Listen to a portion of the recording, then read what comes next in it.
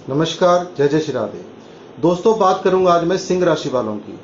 जैसा कि आप सभी जानते हैं कि दैत्य गुरु शुक्राचार्य राशि परिवर्तन करने वाले हैं और ये राशि परिवर्तन होगा 29 जून 2025 को और ये रहेगा यानी शुक्र रहेंगे 27 दिन तक वृष राशि में। 26 जुलाई तक ये वृष राशि में ही रहेंगे और यहाँ पर सिंह राशि वालों को क्या परिणाम देने वाले हैं।